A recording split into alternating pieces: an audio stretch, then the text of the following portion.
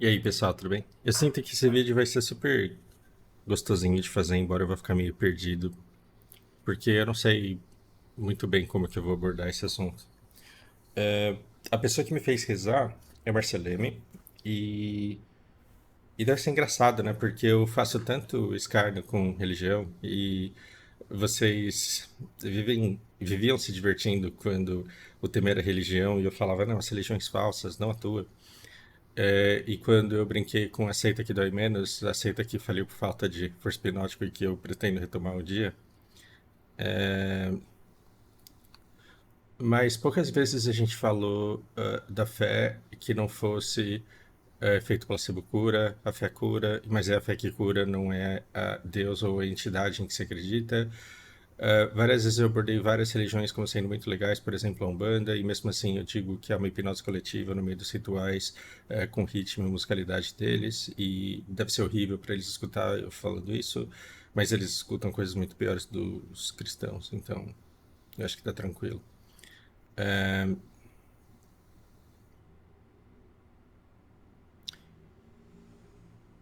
Esse vídeo aqui, ele começa com uma conversa completamente despretensiosa, porque o intuito não era falar de Deus, com o Victor, e o Victor é um cara que além de super dotação, ele também tem super inteligência e é uma pessoa que mexe muito comigo quando a gente conversa, porque chega a ser assustador, assim. É alguém que eu não sou e que eu não consigo ser, mas que eu entendo como é sê-lo. E talvez isso não faça o menor sentido. Mas quando eu converso com o Victor, parece que é transparente para mim como que é ser ele. Por mais bizarro que isso possa parecer, pode não fazer o menor sentido. E isso tem muito a ver com Flores de Algernon, que é esse livro maravilhoso que eu amo e que eu já recomendei e que já falamos sobre. Esse episódio de Simpsons, ele foi feito baseado em Flores para Algernon. E esse filme, Lucy, com essa feiosa da Scarlett, também é baseado em Flores para Algernon. E também parte das mesmas premissas e a ideia disso daqui é muito interessante, então vamos tentar resumir a história. Algernon é um cara. Falei dele inclusive ontem, acho, anteontem. Ele é um cara bobinho. Sabe aquele cara da turma que todo mundo zoa? Aquele cara que nem entende a piada? Aquele cara que dá risada do que ninguém acha graça? Ele sofre bullying na padaria e tá tudo bem.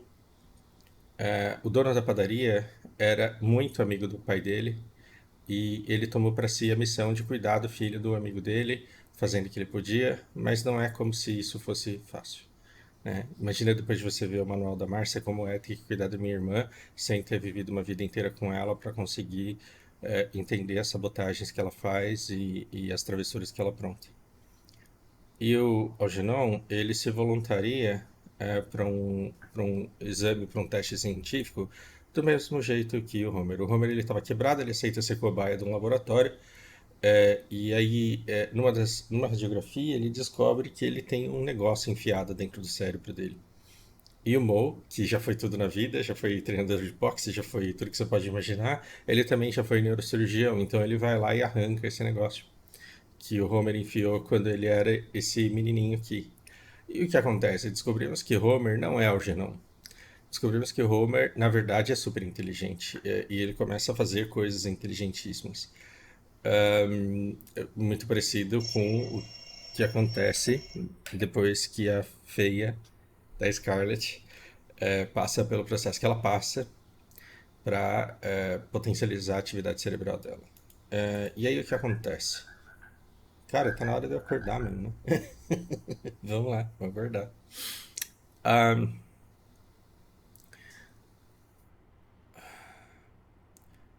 Acho que não, ele começa a ficar mais inteligente por efeito desse remédio, desse tratamento do qual ele é cobaia.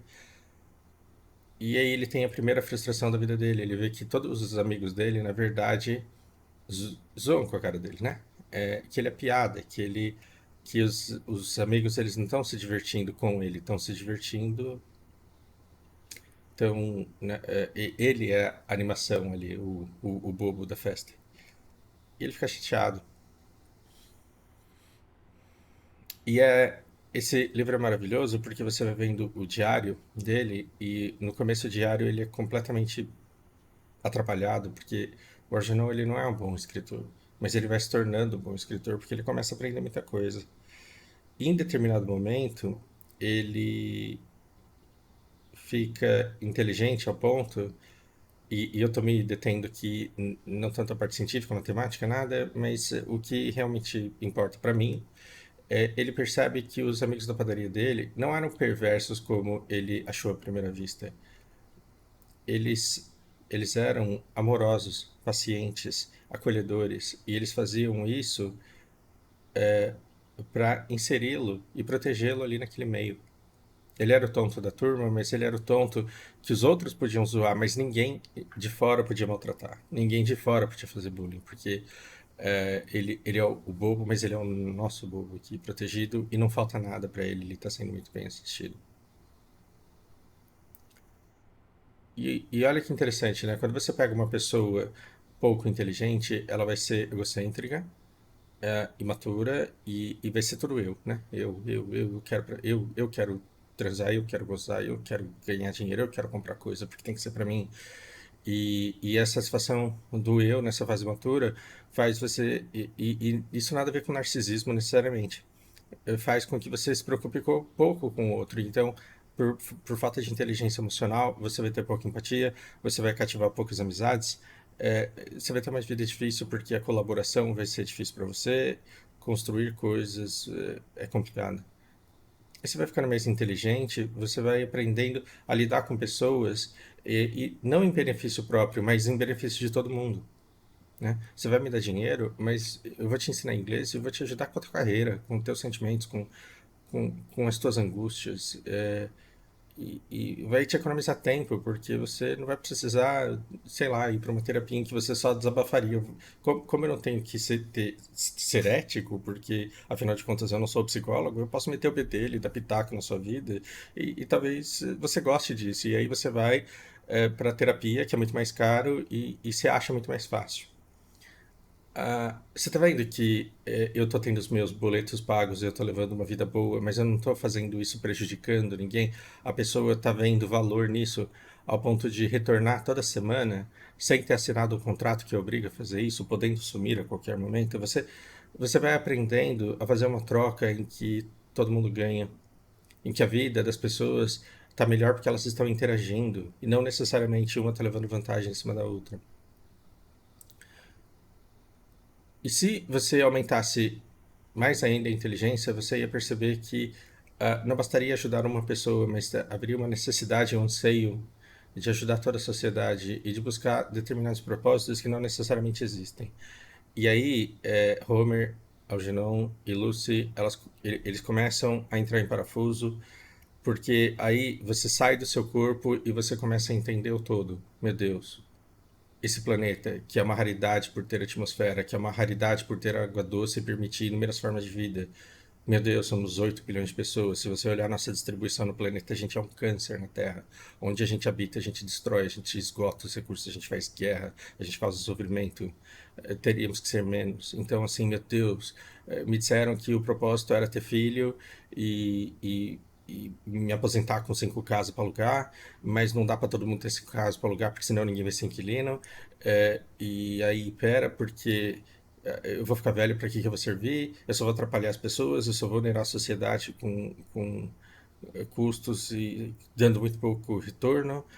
Você começa a pensar na maneira como nós exploramos a Terra e outras formas de vida e outros animais, e você diz: não, a conta não fecha, o ser humano não se paga, a gente não deveria estar aqui, Deus não existe, a história é contada pelos vencedores e está cheia de nuances que escondem completamente a verdade, até porque essa verdade não existe, ela é subjetiva de acordo com cada povo de cada época.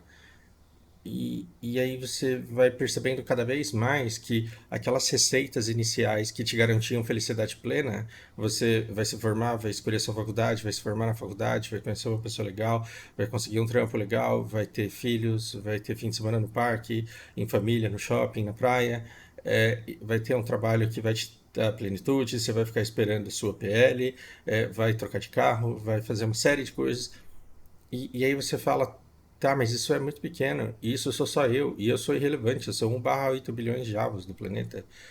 E aí você começa a pensar no porquê viver, no porquê existir, e não existe porquê, e aí você começa a colapsar porque você se sente preso num corpo que não faz sentido.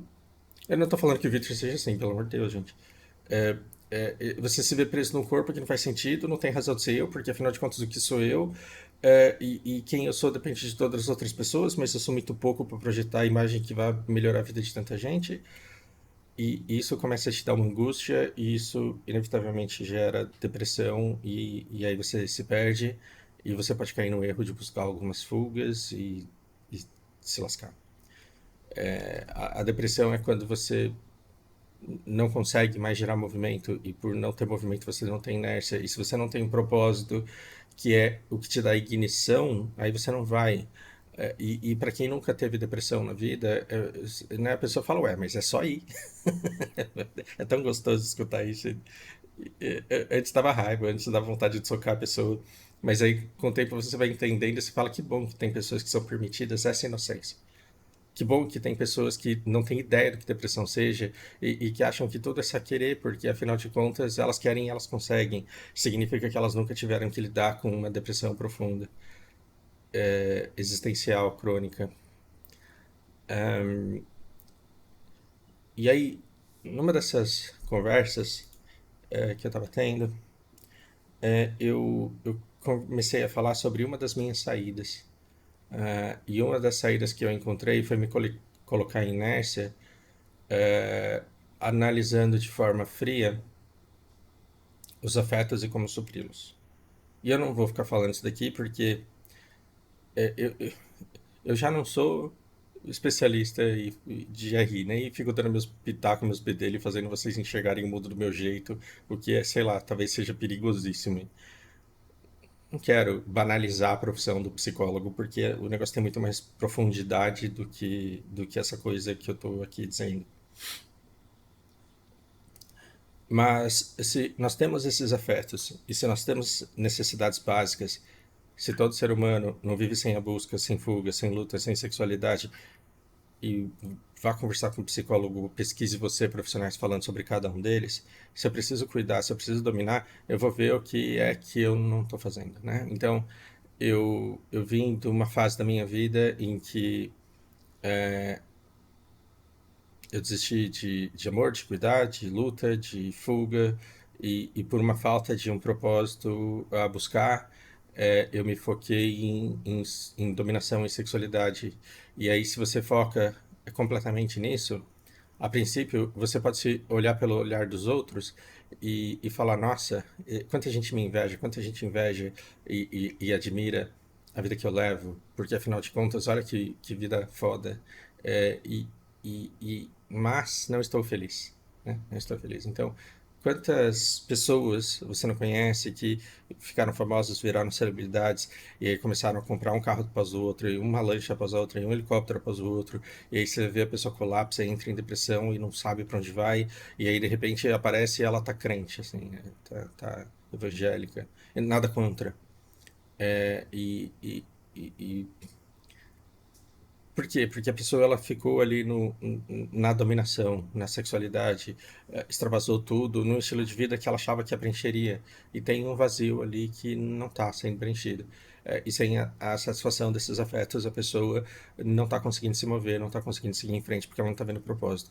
Note que esses 7 afetos aqui, eles não são uma receita, um checklist que você deve checar tudo e aí naturalmente você vai ser feliz com tudo isso. Não seja tonto, e eu já fui. Não seja tonto de achar que você vai fazer um check em tudo isso daí. Então eu tô jogando MOBA, então eu tô satisfazendo minha necessidade de lutar. Eu comprei uma cinta e uns brinquedos de 50 tons de cinza, então agora eu virei dominador. Então satisfiz isso. Não é banal desse jeito. Não é banal desse jeito. Mas através de autoconhecimento, que propósitos que eu posso ter? Né? O que que me faz lutar e fugir? O que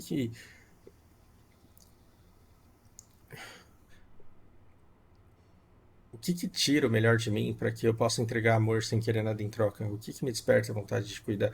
E aí o que eu percebi? Eu percebi que atendendo esses afetos, eu não consegui uma cura para o meu problema, mas eu consegui entrar em movimento. E aí eu falei, nossa, pera, eu tô caminhando aqui, né? Tô indo para algum lugar, não sei para onde. E o fato de eu conseguir me manter em movimento significa que talvez eu ainda não encontre esse propósito, mas eu tenho aquilo que eu preciso para deixar o meu cérebro funcional, de maneira que eu não decida enfiar o lápis de novo, né, o crayon de novo no meu cérebro, como o Homer fez, e é lindo a declaração que ele faz para Lisa antes de voltar a ser burro. É, é como você olhar de fora para si e pensar o que, que eu preciso para me tornar funcional e me mover, porque aí então, em movimento e vivendo uma vida controlada, eu vou conseguir refinar o meu propósito, refinar a minha busca, refinar o cuidado, refinar a dominação, refinar, e moldando isso a cada dia, porque eu já estou em movimento, vai ser mais fácil eu poder olhar pelo menos para minha vida de forma objetiva, não emotiva, mas pelo menos olhar para minha vida de forma objetiva e dizer sim, eu sou feliz porque eu tenho um bom projeto, eu estou executando bem esse projeto e eu gosto do resultado. Né? Ah, e aí eu ia falar de multidisciplinaridade e como isso conversa com outras coisas, mas se eu desviar o assunto aqui, a gente não termina esse vídeo nunca. Eu expliquei isso pro Vitor e ele me mandou uma na lata, assim.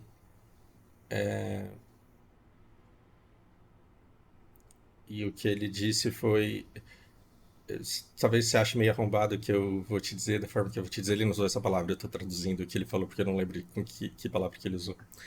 É, basicamente, você está decidindo acreditar em Deus e sendo feliz com isso. E talvez conversar com o Victor é impressionante porque, assim, cada pessoa é um universo único a ser explorada,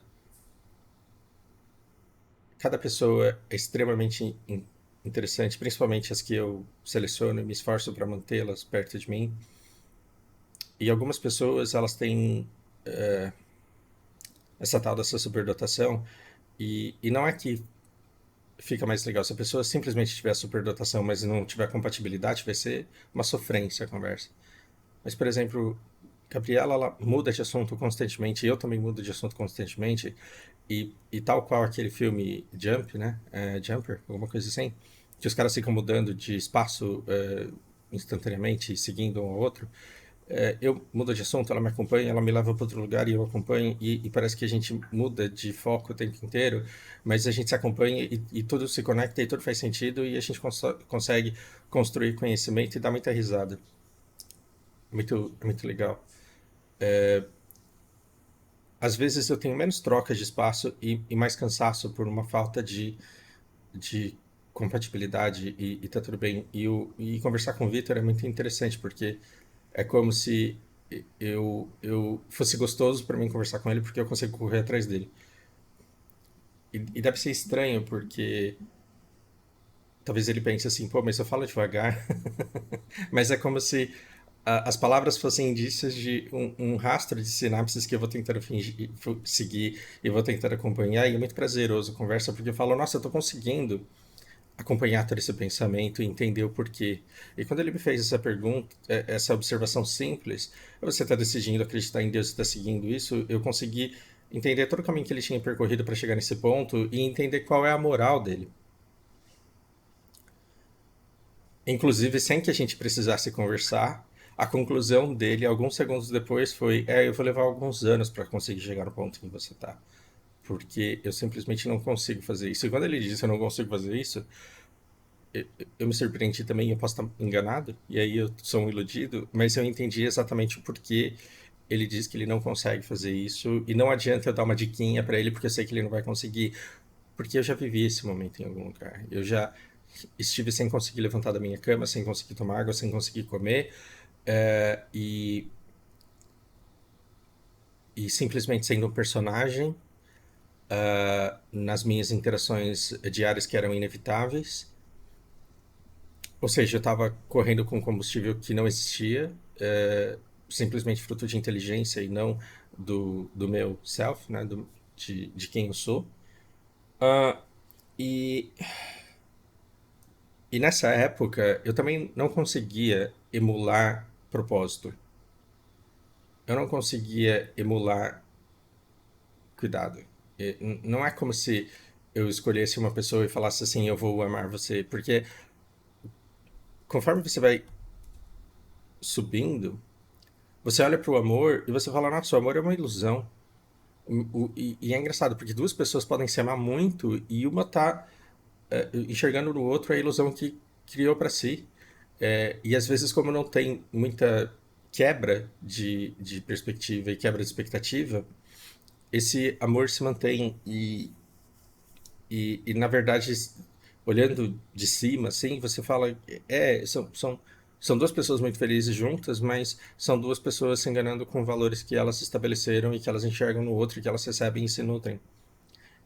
Gente, pelo amor de Deus, eu não tô querendo dizer aqui que amor não existe, que você não pode ser feliz no amor. Pelo amor de Deus, não é isso que eu tô dizendo.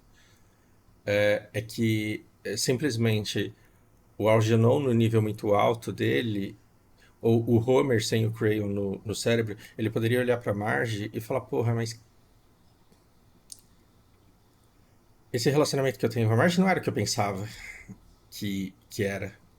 E agora que eu olho pelo que ele é, eu não vejo mais propósito em ele continuar existindo, porque eu tenho que transformar ele numa outra coisa, e isso implicaria em engano, em manipulação, em exploração, e isso eu não quero, agora que eu sei.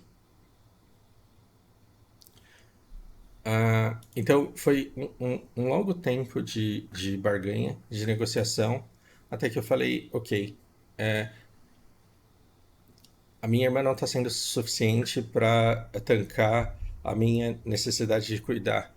Então, de repente, eu olho para Lana e vejo que é uma criança que eu jamais abandonaria e que eu não importa assim o quão arrombada a genética dela fosse e a transformasse. E eu não estou falando de autismo, eu estou falando de mau caráter mesmo. Eu olho para essa criança e imagino que mesmo que eu tenha que lidar com valores que não são meus, eu não teria coragem, a minha natureza me impediria de abandoná-la. Então é uma pessoa que vai me satisfazer, olha o egoísmo, né? A necessidade de cuidar, né? E olha que legal, que bacana, ela é filha de uma pessoa que vai atender outras necessidades que eu tenho.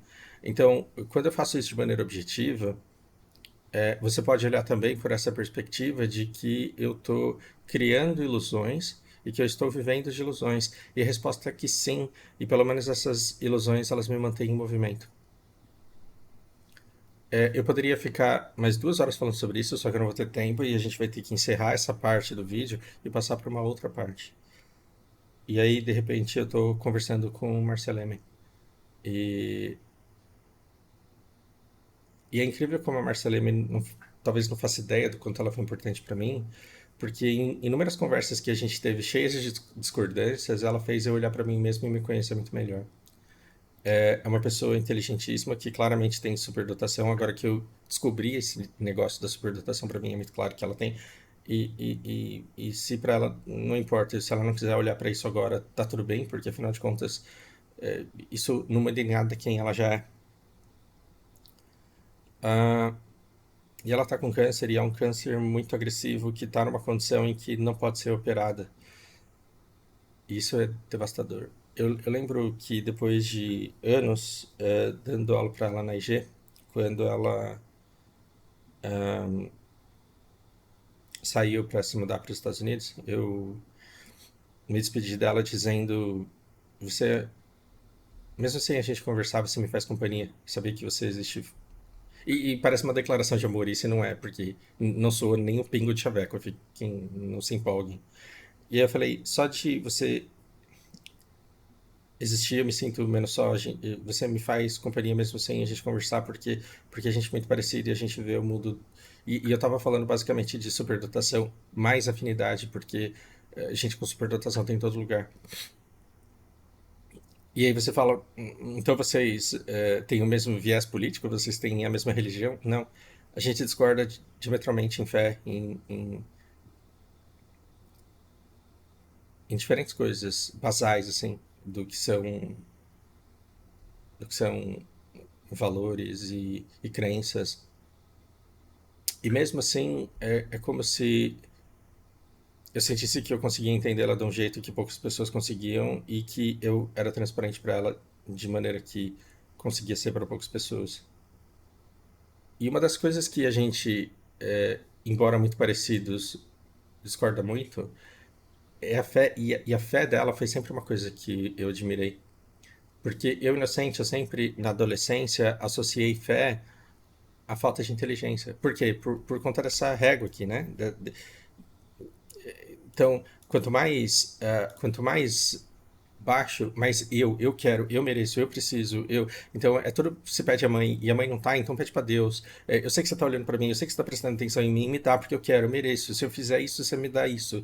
Então, eu vou fazer uma barganha aqui, eu quero. Olha, olha, olha a injustiça que eu sofri, castiga. E eu sempre associei a religiosidade a uma imaturidade, a uma falta de capacidade que é até bonitinho. E agora, Márcia e mais uma dezena de pessoas, se eu for buscar na internet, claro que tem muito mais. Estou falando da minha vida, né? Dos meus encontros na vida. A Márcia e mais uma dezena de pessoas não se encaixavam nesse padrão por serem pessoas extremamente inteligentes e ainda assim terem uma fé muito forte. E não é contraditório. Eu não estou aqui dizendo que religioso é burro. Eu passei dessa fase. Isso era eu na adolescência. Mas a maneira resoluta como ela fala da fé dela é uma coisa bonita de ver. E os valores cristãos que ela tem são os valores que estão mais próximos do que eu considero correto. Quem sou eu para achar que parte do cristianismo é correta, mas enfim. Então, beleza, se todos os cristãos do planeta fossem cristãos desse jeito aí, o mundo seria menos arrombado. Então, é isso. Eu conheço muçulmanos e eu conheço umbandistas que dá vontade de me converter para quê? Para poder viver o mesmo universo que essas pessoas vivem. É bonito conversar com uma pessoa que está bem direcionada, com valores que você admira, com propósitos e crenças que você admira e que vive de acordo com aquilo que acredita que é um negócio bonito de ver. E a Márcia, com câncer, ela me pediu para rezar. É, Quando eu disse que eu queria muito ter alguma coisa que eu pudesse fazer por ela, e ela disse: Você pode rezar, ela sabe com quem ela está falando, ela sabe quais são as minhas crenças. E uma das coisas muito marcantes de várias das conversas que eu tive com a Márcia ao longo do tempo que a gente estava na IG, uma vez eu falei: Olha, se Deus é onipotente, onisciente, todo-poderoso, se ele está em todos os lugares, então eu não preciso ir para uma igreja para falar com ele, eu posso falar com ele de onde eu tô. E ela olhou para mim com aquela cara de quem tem a tal superdotação e tem que ter paciência com o que as pessoas falam. Ela falou: Ué, mas. Ué, esse é maravilhoso. Ué, mas. Você não vai para igreja porque Deus precisa que você vai para igreja porque você precisa. As pessoas precisam ir para igreja. E isso foi há muito tempo. Isso me marcou, ficou registrado. E como eu tive a conversa com a Márcia pouco depois de conversar com o Victor, eu falei, tá faltando um pedaço aqui, que é a necessidade de espiritualidade, que não está listado aqui e que talvez esteja muito aqui dentro, né? Talvez a espiritualidade é porque, olhando para o buscar, eu sempre compreendi esse buscar como um propósito na pirâmide de Maslow. na sociedade, qual vai ser o meu legado, qual vai ser a minha marca, o que eu quero deixar na vida das pessoas. E talvez a espiritualidade esteja inserida aqui nessa necessidade de buscar. E a gente precisa acreditar em alguma coisa. A nossa vida é mais leve quando a gente está tranquilo em relação para onde vai, para onde a gente vai depois da morte, e que tem alguém, alguma coisa no controle. Isso tira um peso muito grande de nós. Olha o meu estado quando eu converso com o Lucas, de desesperança, de meu Deus, que bosta, que merda, que esse mundo tá e para onde que a gente está indo. Então, quando você tem uma espiritualidade forte, você fala, ok, né? A gente é umas crianças no parquinho que a tia saiu, a gente tá fazendo merda aqui, mas daqui a pouco a tia chega. Ah, e eu fiquei com um pedido da Márcia de rezar para ela. Eu falei, mas isso não faz sentido. Não faz sentido porque, assim, hoje eu luto contra tirar a fé das pessoas. Se eu vejo que eu vou tirar a fé de alguém e a pessoa precisa dessa fé, eu paro de falar de religião, eu paro de falar o que seja. Uma coisa no meu canal. No meu canal tem que falar tudo que eu tenho vontade de falar, porque aí a pessoa que foi pro meu canal, ela tá disposta a escutar uma pessoa que pensa diferente dela. Agora, se a pessoa me conhece na padaria e começa a falar da religião dela, eu não vou tirar a fé da pessoa, porque aquilo é muito importante para a vida dela, e eu vou tentar enxergar o mundo através dos olhos dela, e vou tentar entrar em comunhão com alguma coisa para num terreno em comum eu conseguir enxergar o bem e compartilhar esse bem com essa pessoa. E é legal, é divertido fazer isso.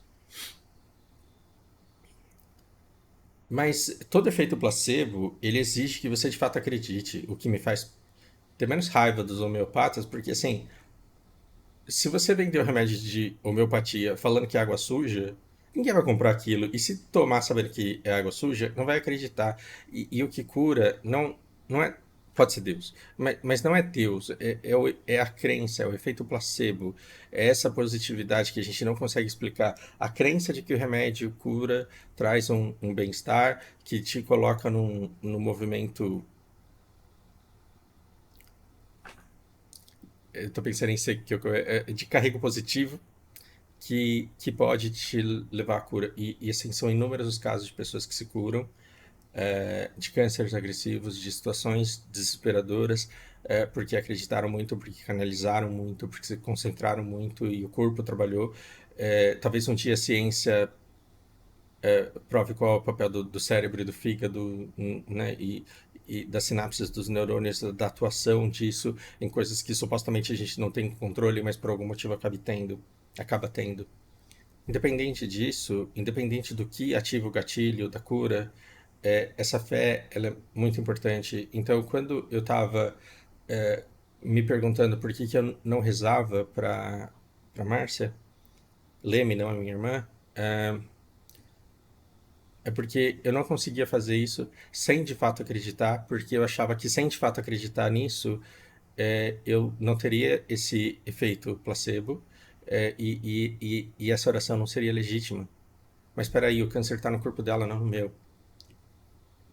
Talvez orar para minha própria cura não seja possível por falta dessa fé, ah, por falta do efeito placebo. Mas eu estou falando de uma outra pessoa. E aí eu pensei no Victor me dizendo, vai demorar uns anos até eu conseguir fazer o que você fez, porque eu tô. Ele não falou isso, mas foi muito claro, muito fácil para mim ler que eu tô num ponto em que eu tô olhando a coisa de cima e não faz sentido eu fazer uma coisa que não faz sentido para mim e eu não vou conseguir ter esse resultado. E aí a gente começou a falar de inércia, que é mais ou menos a mesma abordagem, mas de um jeito que conversa melhor com a moral dele. Eu acho que eles não entenderam nada, porque eu também expliquei de um jeito bem porco. E aí eu me pergunto de novo, por que então eu não rezo pela Márcia? E aí eu caí numa resposta que eu precisava muito chegar, uma coisa besta. Mas eu não rezava pela Márcia Leme por ego, porque uma coisa que é muito comum entre ateus é uma raiva, um ressentimento, uma sensação de abandono e de traição de Deus por ele não existir. Se você pegar aquele Carlos Ruas, o do Um Sábado Qualquer, no começo da carreira dele, ele não era essa pessoa agradável que ele é hoje. Ele era insuportável. Ele era insuportável porque ele azedava toda a conversa sobre Deus e eu olhava para ele e eu falava, eu não quero ficar olhando para esse cara porque eu me enxergo. E eu enxergo um lado meu que já passou, que eu já controlei e que me incomoda lembrar. Que é, eu fiquei muito tempo tendo raiva de Deus por ele não existir da maneira que eu queria que ele existisse. Eu me senti abandonado, traído, da mesma maneira que eu fiquei abandonado quando minha mãe morreu quando eu tinha 1 ano e meio, da mesma maneira que eu fui abandonado quando eu fui retirado da família Tiba aos 2 anos, abandonado como sempre fui, e eu falei, cara, eu depositei toda a, a minha carência numa religiosidade, e aí eu li a Bíblia e cheguei à conclusão de que ela não faz o menor sentido para mim. Mas que caralho. Então eu tinha esse, como se fosse um caso mal resolvido com um pai mesmo. E eu falei, eu preciso superar isso. E trabalhando com isso, eu superei. E entendendo que era uma mera questão de ego que me impedia de fazer essa oração, agora eu consigo. E, e aí, o Vitor ele pode me falar a mesma coisa que ele falou sobre a minha busca de todos esses afetos, da satisfação, de todas essas necessidades. Ele pode pensar, mas isso é meio meh, né? Isso é meio. Ele não usa esse vocabulário. Mas isso é meio zoado, isso é meio patético você rezar para um Deus que você não acredita. É engraçado que às vezes eu converso com pessoas como o Zé Maria, por exemplo, e ele tem convicções de esquerda que são bonitas de escutar. E eu falo, nossa, se a esquerda fosse isso daí mesmo, a gente teria uma esquerda de verdade no Brasil, não o PT, né? Não que o pessoal quis sair e deixou de querer. Legal, e é legal escutar. Assim como ontem eu fiquei escutando o Lucas falando sobre uma abordagem de lidar com o tráfico de drogas que para mim não faz o menor sentido, mas é uma ideia elaborada de tal forma que é legal entrar na perspectiva dele e enxergar como ele enxerga essa trajetória e falar, sim, é melhor do que não fazer nada. Entre várias abordagens possíveis, essa é uma que é melhor do que não fazer. E que legal que assim tem tanta gente pensando na viabilidade de uma coisa que seria bom para nossa sociedade. Bom, me perdi de novo. É,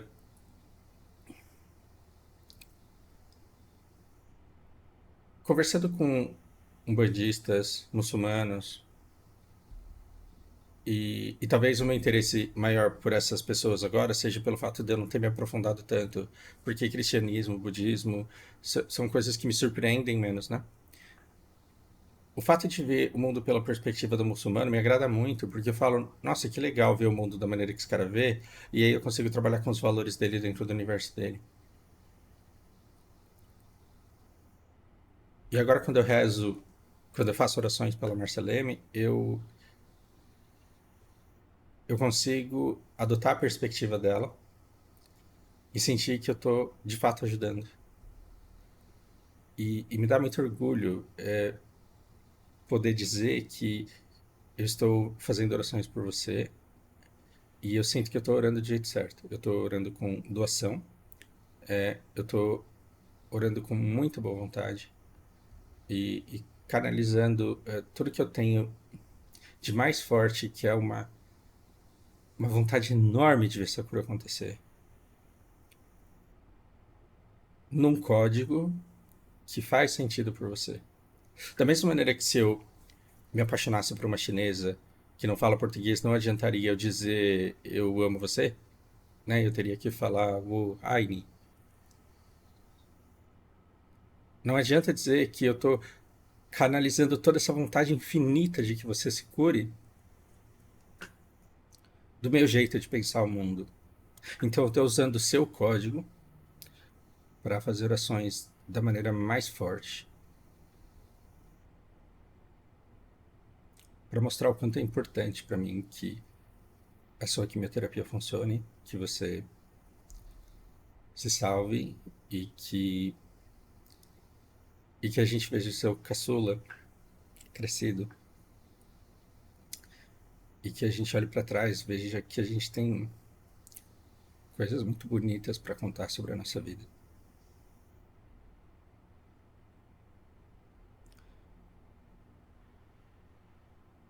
Eu vou operar minha coluna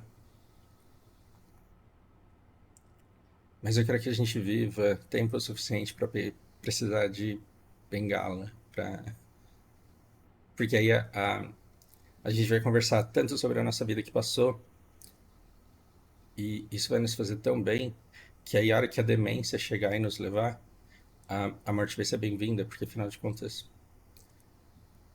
tudo que há para se viver já terá sido vivido. Eu quero muito que, mesmo sem conviver, mesmo sem conversar, mesmo sem participar ativamente na vida um do outro, você me faça companhia só para eu saber que você tá bem, que você tá com a sua família e que você tá indo para a igreja e que você continue aí para que eu te mande mensagem a qualquer momento e para que a gente possa conversar sobre todas as coisas aleatórias que a gente conversa. Eu quero muito que você se cure e eu tô orando para isso. Você é uma pessoa que depois de 25 anos, talvez, 30 anos, você me fez voltar a ter o hábito de fazer orações. Isso não é pouca coisa.